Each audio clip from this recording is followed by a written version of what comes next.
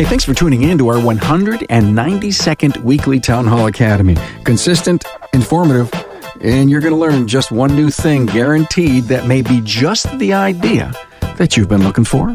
Carm Capriato here. Now, we're talking about improving workflow in the shop. The panel gave their giving heart in sharing disciplines and processes that work for them.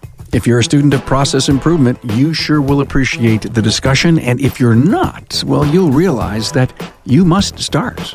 Hey, we continue our reach to so many podcast distribution points. Our newest is Amazon Music. Yes, we're there. Amazon Music, along with Apple and Google, iHeart, and Spotify. You can find us just about anywhere. Now, don't miss one episode. Go to remarkableresults.biz/listen if you don't have a free listening app. Hey, I want to thank you for taking the survey that I'm looking for. It's only a 4-minute survey, and let me know how we're doing and what can we do to make the podcast better, always better. Go to remarkableresults.biz/survey or find the link all over the website or in your insider email. Hey, look, now more than ever, contactless service is key to keeping your bays full while remaining 6 feet apart. Shopware's completely digital workflow will wow your customers and keep your profits up. Tara from Topol Service Center commented recently, thank God for this amazing cloud-based software during this difficult time. She can't imagine life without it right now. Book a demo at getshopware.com/carm. And a shout out to shop marketing pros. Have you thought that when someone searches for a shop, who are they finding? Your competitors? Are they finding you? Well, the good people over at Shop Marketing Pros know how to drive website traffic and make Google work for you. On the web at shopmarketingpros.com. I invited a great panel to discuss workflow, including Mike Davidson from Parkway Automotive in Little Rock, Arkansas. And Mike also owns Industry Essentials, a Department of Labor approved apprenticeship plan. Corey Evaldi is here from Olmsted Auto Care in Olmsted, Ohio. Andrew Minkler from Bavarian Motor Repairs, Capitol Heights, Maryland. And Steve Wooten, Technical Advisor, Ultimate Auto, Truck, and Equipment in Cromwell, Connecticut. You may just put this episode on repeat because it contains a lot you'll want to review. And a term that I've used for years for technicians, for advisors, is that your job is to set the table for the technician so that, you know, the fork and the knife and the steak is all there and all he's got to do is eat. Hey, more like that in a minute. You know, the detailed key talking points for this episode and all episodes can be found at their respective show notes page. This one's remarkableresults.biz/A192. Now, remember, you can use the talking points to create your own next steps or meeting agenda. Hey, don't forget that the remarkableresults.biz website has a bunch of features that help you navigate the content. There's over 800 episodes along with blogs and pictures. You can find aftermarket weekly shop tours there, and every episode is segmented by series and keywords. A great resource. So if you're looking for insights on a specific area or pain point, use the website to help you dial it in. If you can't find what you're looking for, just email me, Carm at remarkableresults.biz. That's CARM, remarkableresults.biz, and I'll help you with your research. And I hope you've watched the only live shop tour in the automotive aftermarket. It happens each week live on Tuesday at noon Eastern Time. You can watch on aftermarketweekly.com or on Aftermarket Weekly's Facebook page, among so many other outlets as we stream it live. You get a lot of great information and a shop tour each week. How about that? I think that's something. Now, an enlightening discussion on improving workflow. Hey, good afternoon, everyone. It's Carm Capriato. Look at this team that I have here. It's amazing. It's week number 192. It's the Town Hall Academy. It is the single subject forum for all aftermarket professionals, the people that want to be perpetual students and come to learn each and every week. You know that we repurpose this next Thursday. This will become a podcast on your favorite listening app, and the video will also release then. But we're here to talk about improving workflow in the shop. You could talk about financial KPIs all day long, but somewhere along the line, there's a foundation called, well, how efficient is that shop, and can we make happy customers? And it all comes down to workflows. So this panel, I have to tell you something. They sent me some notes on what they want to talk about. You're in for a treat. Real treat. Who's with me? Mike Davidson, Parkway Automotive, Little Rock, Arkansas, and also from Industry Essentials with the Department of Labor approved apprenticeship program. I'm excited, Mike, for where apprenticing is heading in this country. And I know you were on that thing years ago, and I'm actually, next week's Town Hall Academy is on apprentice stories. And two of your people are going to be on with us, so we can't tell that story enough. Corey Evaldi is with us, Olmsted Auto Care, Olmsted, Ohio. Pleasure to be here. Great to have you, man. You know, I'm from Buffalo, and that's Corey's hometown, too. Andrew Minkler, Bavarian Motor Repairs, Capitol Heights, Maryland. Hello, Andrew. Thank you for having me. Glad to have you here. And Steve Wooten, Technical Advisor at Ultimate Auto and Truck Equipment in Cromwell, Connecticut. Okay, team, let's jump in this thing. I know that this is going to be a lot of fun, a lot of great ideas to share, and let's just have a great conversation. Mike, I want to start with you. The biggest area to cover in workflow issues, you have an opinion about that.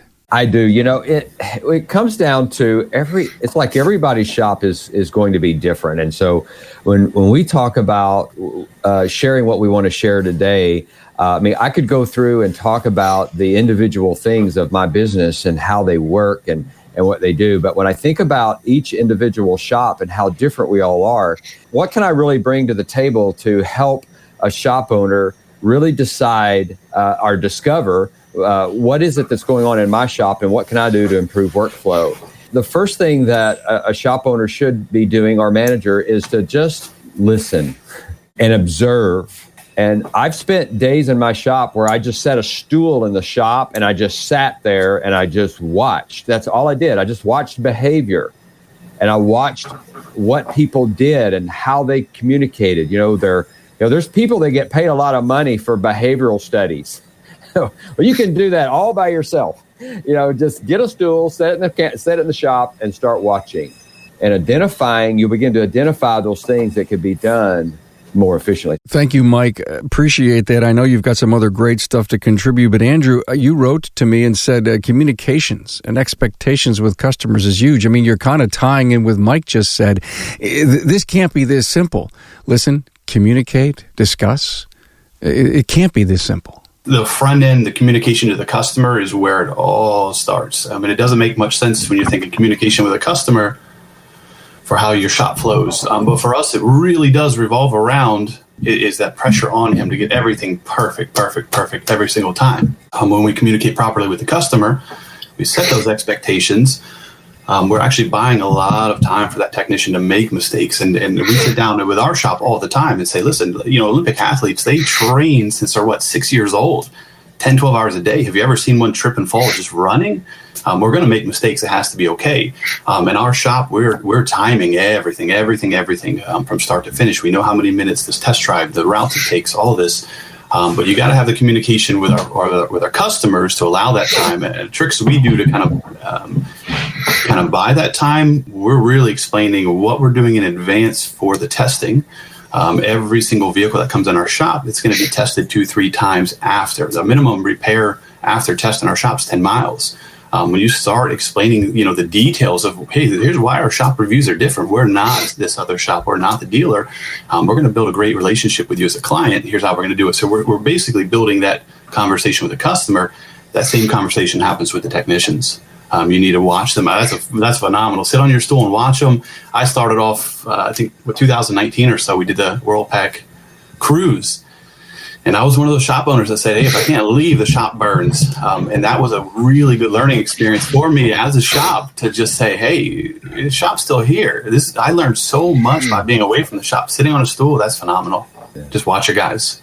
See what they're doing, see how they're doing it. Let mistakes happen. Let's find some corrections for those mistakes. Hey, which one of you guys is the heavy time study person? It would be you, right, Andrew? Do you have that dial magnet timer? We got rid of the chicken eggs. Yeah, we got rid of all those. So we just have the old, we bought like a 20 pack of you set the timers. If you're getting a 1 hour checkout, come on, 35, 40 minutes in, you're going to really, really, really document what's going on. And you need to assess really, and all of our technicians, we've hired some unicorns. We have some guys that are absolutely incredible. They need to be paid for their skill and for what they bring to the table, not the seconds in a day. What they can achieve in 45 minutes is absolutely phenomenal. They're just hurting themselves and the shop by not kind of following what we've figured out is a good rhythm. We have over kind of developed where we had to dial it back with timing everything. We can get it done in this amount of time, but then we start feeling like we're in that sprint, and let's dial it back. Let's make less mistakes. But for us, I mean, it really, Rick White was my last coach, really taught me, you taught me you can't fix what you can't measure. So let's measure some things. Let's assess what needs to be corrected, and let's correct it. For me, I came from a technical background, which I'm sure most shop owners can identify with. We always think, hey, we can fix this. We can do this better. Sometimes it's better to let your guys make mistakes, and if it's the repetitive thing, then let's make some adjustments to it. Thank you for that, Andrew. Corey, the stuff that you sent me was all about systems. It was an amazing review of your workflow process. I'd love for you to give us a highlight, and then we can continue to talk about it. I couldn't agree more with Andrew and Mike. Watching our technicians and our processes and just trying to find the holes in it is key. The one thing that we like to do at our shop is that communication. The communication that Andrew talked about, talking from our customer to our CSR, but that goes throughout the entire shop. And even though it may not be a verbal thing that we have to talk about, it's still somewhere in our shop. So we have a system where it's hybrid, right? We're digital and we still use paper ROs, basically for many different reasons. The paper is great to have a physical thing you can write your notes on where the next person will pick up and see, and it's just a clear indication. We go completely digital because we have monitors that are in our shop that show where the vehicle is in every step of the process. So one thing that we saw quite a bit was, a customer would call and check out their, what the status is of their car. And, it was terrible to go, let me find out and put the customer on hold. Now we have a system where it gets tracked. Most of it is automatic, but some of it we have to do manually. But regardless, customer calls, hey, how's my car doing? You can go, oh, you know what? Chris has got it in the shop right now, and he's just finishing it up. And literally that information is right there for anybody to see. Let me say this. A customer is usually handled by 4 people. My CSR, the general manager, a service technician, and an advisor. Sometimes multiple advisors, sometimes multiple technicians, depending on the scenario. All those people need to be in constant communication, but that's not taking them away from their job to just talk about something. It's, okay, this is done in the process, the next person can go on. And it has to work with both sides. You hear so much about the front and the back and the communications that don't happen in between. That's completely wrong. We need to make our technicians so efficient. Everybody's got to help that technician. However, it's not just on the technician. The technician also has to help the upfront. How many service advisors out there that price out a job and have to ask a technician, what was the production date? Or, it's a GM truck, and is it 2-piston or single piston calipers? Those are big time vampires that people don't realize that. Our service advisors have to make sure that they're using the catalogs correctly, ordering the correct parts, correctly pricing out the job.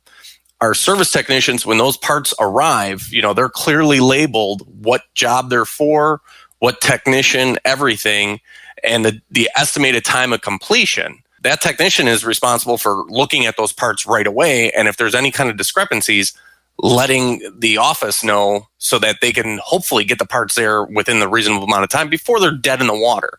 Anybody standing around is no good, whether that's your advisors or your technicians. I've been in the industry for a long time, like 35 years.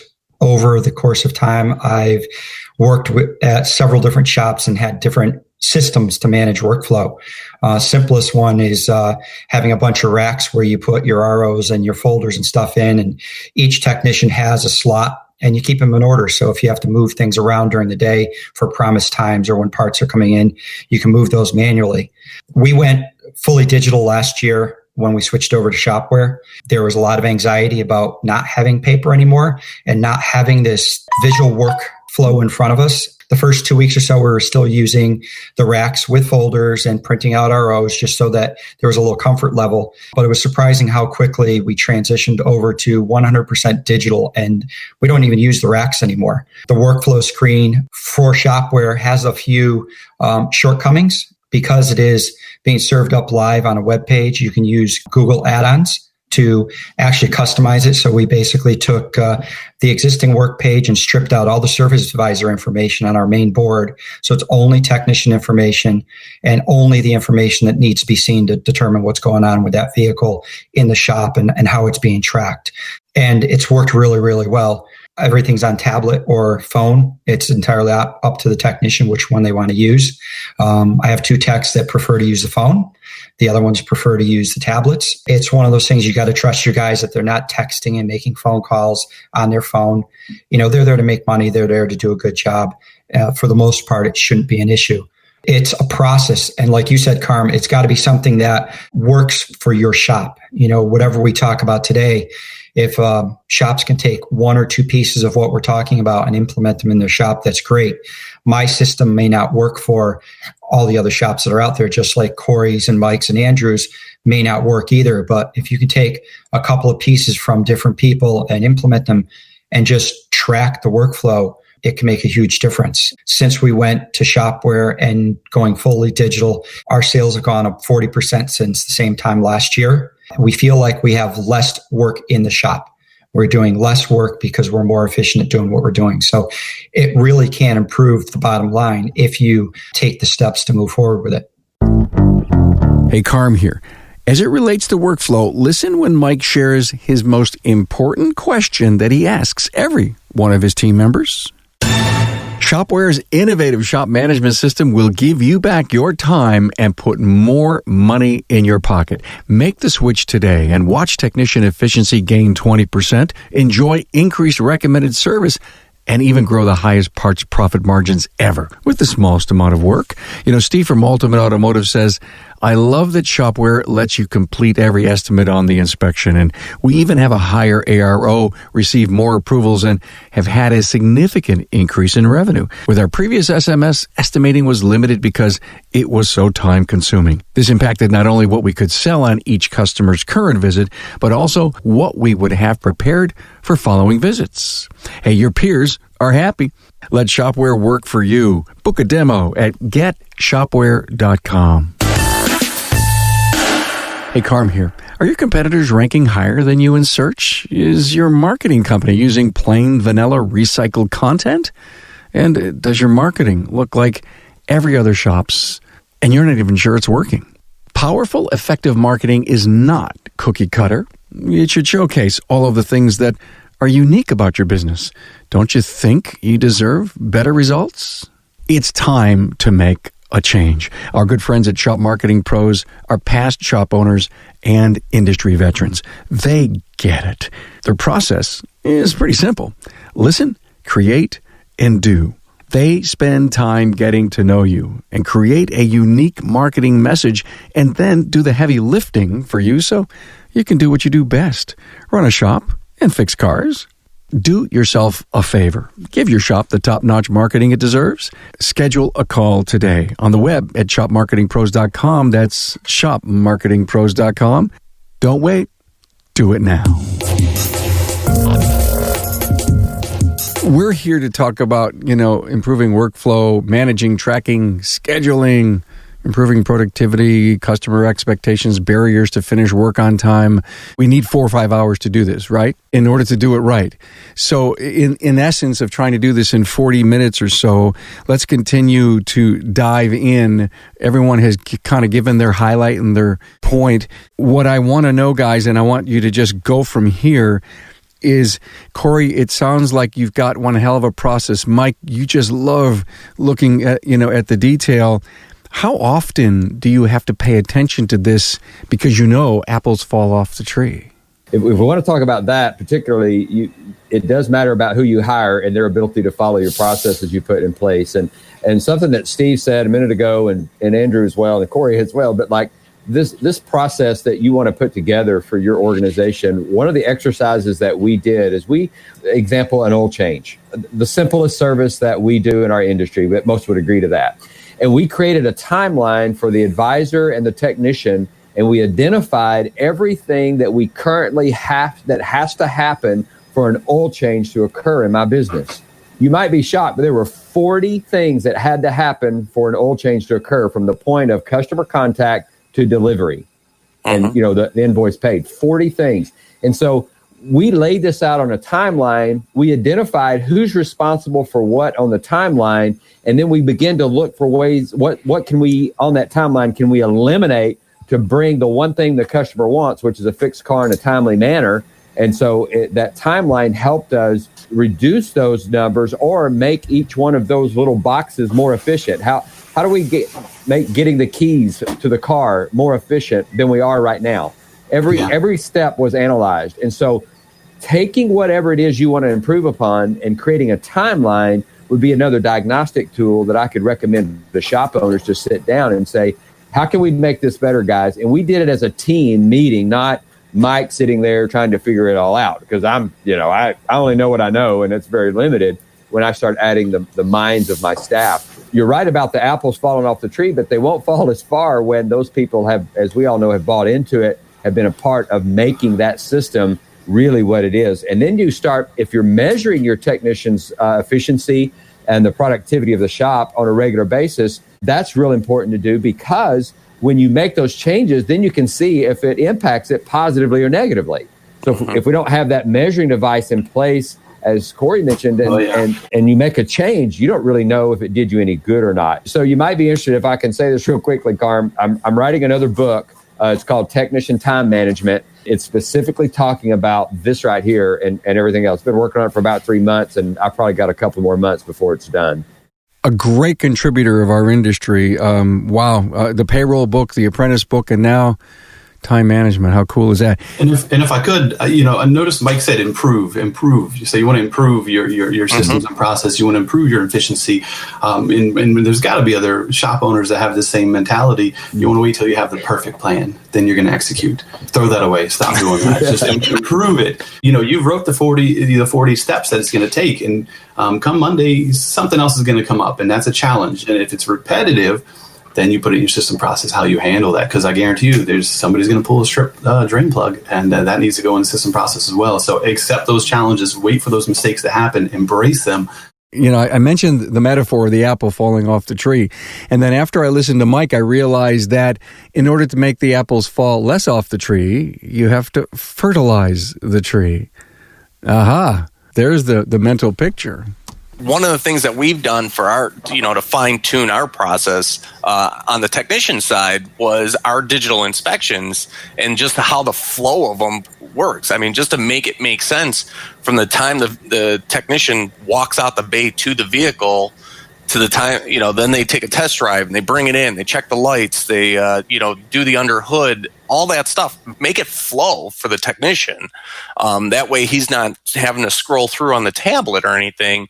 Some of the process, I came up with just doing it. But then after some time, once we got acclimated to DVI and we started measuring how long it took us to do our inspections, we need to dial this down. We need to make our inspections go a little bit quicker.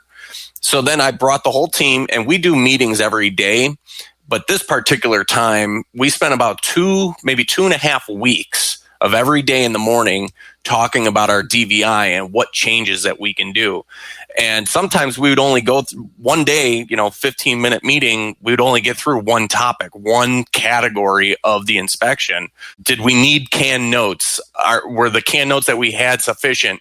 Were there too many? Did it take too long to scroll through? Were there ones that we were missing that you're constantly typing in? We did all kinds of things like that as a collective group. And when you do that, the shop owns it. It's not one person just dictating it. It's everybody going, yeah, this is what we need. This is how we do it. And absolutely, once people get that buy-in and they see the fruits of their labor, and my guys will not do an inspection without DVI. They just when the internet ever goes down, it's a terrible day. Yeah, we had Comcast leave us on the hook for about 48 hours. That was unkind, unpleasant. What's funny is you get the guys that, when you first introduce DVI and they tell you how long and how much of a struggle it is, these are the same guys that they won't. do it now without. Yeah, you've got to suffer through it, and you've got to figure out your own way. I mean, not everything is perfect. We've got a Samsung phone at every single bay. We got rid of the tablets. We use an app called PhotoSync. The second I take a picture, every technician has their own computer right in their bay. That photo goes right to its own file, and it's categorized by year, month, date. So they can drag and drop which ones they want right into the DVI, mark them up, you're done. It's extremely, extremely efficient, but you're right. It didn't start like that. Right. Do it yourself, struggle, understand the struggle, figure out a way around it. You guys are talking about something so important because there's still a lot of people on the fence for DVI. Yet COVID proved how important cloud-based everything is and how smart we need to be. You bring on the DVI, it takes a while to get it integrated, assimilated into the culture, into the process of the business. Is anyone willing to talk about now, today, what kind of time restraints or requirements do you put on them so that you can accomplish the right car count and the right workflow for the day? You don't want someone spending an hour. What would be a good, acceptable time frame for that? For us, it's kind of dependent on what your task is. Are you doing a basic wrench-free inspection? Are you doing a PPI? Again, everything in our shop has been timed to where we kind of know what's acceptable. Usually 6 to 8 minutes is a normal basic inspection. You're going to mark things up. If you've got some things to make a customer aware of. A lot of what happens in our shop is not just DVI. We bought an Autel Maxi Sys Elite solely for the vehicle check-ins. I mean, it gets a complete vehicle scan. That thing's amazing. It emails it right to the front office, and all the faults get copied and pasted right into RO. If the advisor has time now, he's running bulletins and everything. So when that technician gets that RO, that wrench-free inspection goes that much faster. That PPI goes that much faster, and he's able to actually do that proper DVI with more efficiency. I have a question. If he has time. We've hired on the intern, and she is absolutely incredible coming on as a technician, but she's really filled a massive role for me, taking on a lot of that. Natalie just kind of, the shop doesn't revolve unless she's in it. Got it. But would it be a requirement, though, if you weren't the guy doing it and you weren't on the counter? Yeah, she knows how to log into BMW and run all the run the vehicles, see if there's open recalls, see if there's everything. There's nothing. I mean, having worked as a tech for years and years and years with so many incomplete, repair orders, there's nothing worse than, getting your DVI completed and then you realize, oh, this is a recall, this is that. So there's a lot of things front office can do to help them be more efficient. Hey, team, look at your schedule for your day. You got to get the DVIs done in the morning so you can rock and knock the workout during the day. Any kind of discipline you could share? The one thing, that I could say, and most people, until they work the system, don't understand, the inspects done by noon is a huge, huge point. All right. That is one of our processes in our shop. If that vehicle comes in by 10:30 in the morning, that inspection has to get done by noon. And the whole principle behind that is, let's flood our advisors with work early in the morning. Let's get them estimating, talking with our clients, everything, because when's the best opportunity to sell? In the morning. If we're waiting until the afternoon to try to sell a quick brake job, not going to happen. It's not going to happen. But you get our technicians checking out cars, boom, boom, boom, boom. Our advisors are now getting flooded with good DVI inspections, repair orders, whatever the case may be. They're calling the customers, doing their presentation, they're ordering the parts, they're scheduling when all this stuff can get done. Then you have a process of when the parts come in, how they get checked in, and how they get dispatched. Towards the afternoon, after lunch, really, it kind of flips. Now our technicians need to be the ones that are, got to hustle and get the work done. Our advisors are there to still make sure that everything is operating smoothly. And, there's some jobs that they have to still estimate throughout the day, but everything that gets inspected. So when my technician's done with their last inspection, the first one that they did, we've got parts here, they're waiting, everything's waiting to get installed. At that point, it's just boom, boom, boom, boom, boom. That process of setting it up in the morning for that inspection has just been key to success for, getting that work done even by that day or that afternoon, or even realizing that it's a larger job that it's going to carry over. So now that allows you to do a little moving of the plates, if you will, on certain jobs that you need in order to have a successful today and even a successful tomorrow. Oh, absolutely. It all starts. It's like, and I say it this way to advisors or to staff members. Everything matters. And a term that I've used for years for technicians, for advisors, is that your job is to set the table for the technician so that, the fork and the knife and the steak is all there and all he's got to do is eat. That's what he does. So set the table for your technician, whatever that means for Let them do what they do best, fix cars. Yeah. One of my things with the inspect by noon, put yourself in the client's position. To Mike's point, if you got a bigger job, most customers, when they ask you how long it takes, the number one thing, don't ever tell hours, right? That's not what the customer really wants to know. They want to know, is it going to be done that day? Do they have to figure out transportation? Yes. Are they keeping your courtesy car? Whatever the case may be, they're not really asking you what your hourly rate is or anything like that. If you gave your car to somebody, wouldn't you want to know earliest in your day on how you're going to have to plan your transportation? Absolutely. That's all our clients really, really want. And if I could, to circle back to something I was mentioning earlier, why we kind of communicate to the customer what we're doing to test the vehicle and then after test the vehicle. So it's very easy for me to say, hey, Carm, looks like we're going to have your vehicle done around Tuesday, about 10 a.m. Now, after that, we do an after test procedure. It's 3 phases: test drive, bring the vehicle back in, check the readiness. So I'm not going to explain in detail like this, but this is what we would be doing. So we're going to retest and reinspect that vehicle. A master technician is going to be handling all of that after the repair. So we do want to keep due diligence and have the time to do that properly.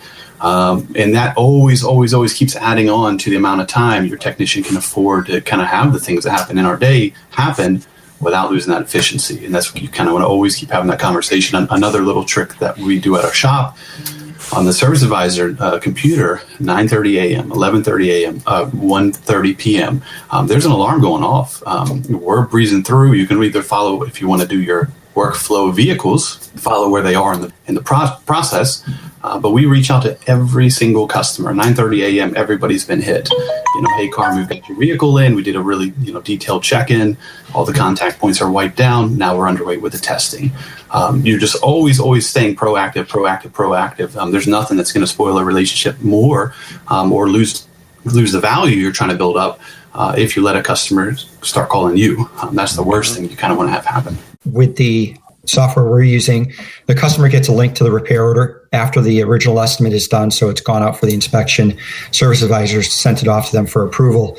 That link is live during the entire day, so periodically some customers, they need to have their handheld, so they're constantly logging in, and my computer or someone else's computer is pinging. Basically, it's the advisors that's handling that ticket, and a lot of times they just want to see what the status is of their car, and we don't have to make the phone call, make the contact like you're asking about, because if they really want to see what's going on, they literally log in and check and they see what's going on. And sometimes they'll post a note and say, hey, is my car still going to be done by the end of the day? And we can respond to them right there. I do believe a lot of people don't think it's the best way of doing business, but phone calls are a waste of time in most cases. You spend way too much time talking to the customer, explaining things that could have been done in the RO itself. If you have something that can be shared electronic form, they can read through all the notes that your technician, and anybody has made, as well as the estimate. And believe it or not, the pictures, the writing, all of that stuff sells way better than we do, because we let our personality and our tonality get in the way. Doing it electronically, believe it or not, we sell way more work electronically than anyone in the office has ever done. The other thing is, you don't need to leave a message. When you leave a message, you're waiting for them to call you back. That has been a huge improvement for workflow, not having to wait for the approvals, not having to spend 15 or 20 minutes explaining the job to a customer. Yeah, and if I said call, let me correct. I meant contact. So we use Ring Central, so we have texting right away. Yes. So all we're doing is highlighting, right in our shop management system. It's web based. We're highlighting it. We're sending it through TechMetric, through Ring Central, through just texting right each contact. It probably takes about 6 seconds per guest for a client. Just texting, hey, Steve, you're in great hands. We're underway. If I'm pinging you at 8:30, 9:30, letting you know we're underway with your vehicle, and I follow up with that inspection report at 11, it's very detailed. We're not going out of our way to really express that, hey, we've been putting some time in on your vehicle. You're building value. Lucas Underwood's really big on it. Something that we probably both picked up from Rick is always express your value. Hey, we've got a master technician giving your vehicle undivided attention. All of these things, but you're 100% right. DVI is the way to go. No way around it. Yeah, the DVI will show how long you actually take. When a customer has that and they're going through, they realize this was not no quick process. This was something that took time, attention to detail. And like you guys said, I couldn't agree. It sells itself. You send that to the customer, you see when they open it, and then you give them a call or they call you, or even text messaging, and you get the approval right away. I mean, that is powerful stuff. Yeah, it certainly has helped move business to another level for all of us when we all went digital with vehicle inspections, and then the texting and all that, and now even text to pay, where we can now talk about something else when they do pick up their car besides the money. That's all done, and those kinds of things. So all of that kind of technology has helped move things along. And before Carm wraps this up, I had when I sent my notes over Carm, you remember I said at the end, I had one question that every shop owner can ask to find out what they need to do to diagnose their shop and what they need to do to make things better. And I've been waiting all week to hear that answer. Okay. So the one thing I counsel every shop owner, when you want to try to discover and diagnose what it is that's going on, I just want you to go out to the bay, and I want you to go to each technician, and you've just got to ask them one single question to create a job description for you for that week. And that question is this: what makes you stop? And then start taking notes, because you're writing your job description on what you need to fix that week or what says to change, improve, make better, to help all that what we're talking about workflow. Because every time a technician stops, that's production stopping. And that's workflow. It's not getting a fixed car in a timely manner. That's what the customer wants, and that's what stops when he stops. Everybody's shaking their head. So Mike, with that in mind, you talk about being able to litmus test your processes and your systems by that, if you will, very micro view of the person that's, if you will, in charge of not necessarily the final product, but who actually has to do the work. Do you all look at efficiency ratings to realize how well your workflow is working? Yes, I measure it every single week, and it goes out to the staff, and they see it. It's also a part of reviews that happen at 6 months and a year for all the technicians. And so in the book and Technician Time Management, I'm providing those spreadsheets that allows you to put in those numbers for available time, actual time, and build time to actually know each individual what they're doing, or what your team is doing, what the shop is doing. So it all automatically is formulated in there, so that you can know, because that's an important tool to help you know when to hire more people, or if a technician needs better tools, or if he's not using the tools that he does have. What is it that's in the way? It could be his knowledge. It could be billing. It could be the advisors in the way of his efficiency. So all of that is a tool that can be used to say, where are we? Let's make a change. And did we make an improvement? So you've got to measure it. I loved where we went with this thing, and I think there's a lot. Think about your talking points, team. Anything that you didn't cover that you'd love to share? One thing I wanted to bring up is, not just seeing when their technicians stop or, your advisors stop. What's being duplicated? Why are we doing things twice? I've got a good example, and one of them is our DVIs and the technician's recommendations, right? The technician makes a recommendation, then the service advisor interprets that recommendation, the service advisor retypes that recommendation, puts it into the SMS system, and then possibly even sends that out to a text. Why are we doing that so many times? If we have a bi-directional DVI system where that technician's recommendation, now whether it's a canned recommendation or they did it, it has to make sense to the client, has to make sense where if it was a standalone, where it doesn't just say my recommendation is to replace, because when your CRM program grabs that, it just says replace, replace left front wheel bearing due to noise. Let that recommendation automatically flow through to the SMS program into your recommendation and your CRM. That way, it eliminates so many different steps that your advisor also has to do, and everybody's on the same page. So, those are things that I think are highly overlooked, especially when we start talking into CRM programs. Just because a customer declines a service today doesn't mean that they won't be back in for it in 30 days. And if we're giving them that reminders, if we have that system that's going to remind them about that needed service, we need to have it make sense. But I don't think it needs to be entered in 3 or 4 different times in different locations just to make that process all work. What he said, Mike, I couldn't help but think, what makes you stop? And I was thinking of the service advisor, service consultant, bookkeeper. Everybody in the company should be asked that question, because you actually brought up that question. Why are we entering it twice? Well, it may not necessarily be the technician who enters it once, but the person who stopped maybe was the service advisor that was doing a redundant task, and they may not feel it. But then that team meeting helps you discover that stuff. That was one of the reasons why we had switched from what we were using before. We were using RO Writer with a add-on DVI, and they didn't really play nicely together, even though it was the RO Writer's own part that they had added onto it. It was called, I don't even remember what it was called, but it was their own DVI. And it went along the lines of what Corey was saying about the technician making a note, and then we had to transfer it into a recommendation and create a recommendation, make more notes. And we were doing things 2 and 3 times. That was one of the reasons why we switched to the SMS we have now, because the technician makes a note and recommendation, that gets modified and or edited by the advisor, who then builds the actual estimate for that recommendation. They're all in one place. Mm-hmm. So there's no duplication of the effort. It's just the advisor cleaning up kind of tech talk if it's not perfect for something that you want the customer to see. And it really makes sense, because the customer sees the text notes, they see whatever the stuff was cleaned up by the advisor, and then they see the actual estimate for the repair all in one place, and we're not duplicating the effort multiple times. It seems like the theme is redundancy here in this last 10 or 15 minutes. Thank you so much. Was there anything, Andrew, that you wanted to talk about? So this is normally my time when I call Kevin Eckler and I bug him, and we usually just bounce stuff back and forth, and we will usually talk for hours. Improve, just keep improving. It's been said multiple times here, just keep measuring. Don't try to do everything at once. I mean, this has been, for us, it's been over 2 years in progress, just trying to refine the process.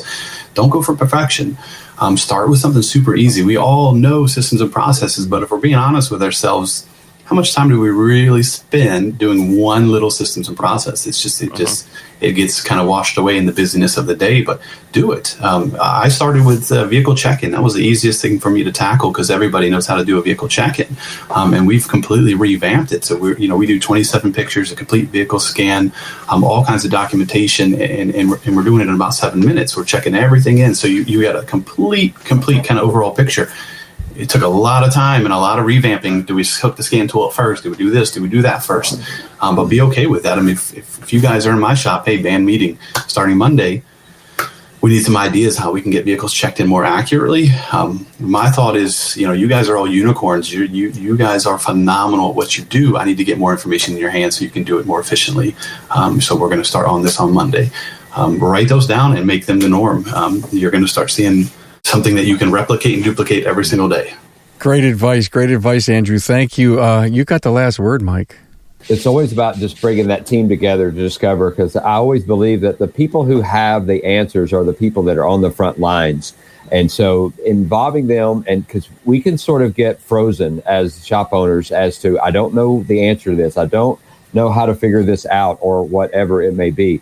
Well, the first people I go to are my staff, because they know, most of them know what the problems are, and they also know what the answers are. They just need me to use my resources and ability, and the guy that signs the check, to facilitate it, to make things happen. That's what I would just leave you with. Just include them, and don't feel like you have to be the one that has the answer. You're just the one that's going to facilitate getting the answer and making it happen for your team. Thank you, Mike. Mike Davidson, Parkway Automotive, Little Rock, Arkansas. Corey Evaldi, Olmsted Auto Care, Olmsted, Ohio. Andrew Minkler, Bavarian Motor Repairs, Capitol Heights, Maryland, near the Capitol, I guess, near Washington. And Steve Wooten, Technical Advisor, Ultimate Auto Truck and Equipment from Cromwell, Connecticut. Thank you all so much. I appreciate you coming here talking about improving workflow. Have a great weekend. You're welcome. Thanks, Carm, for having me.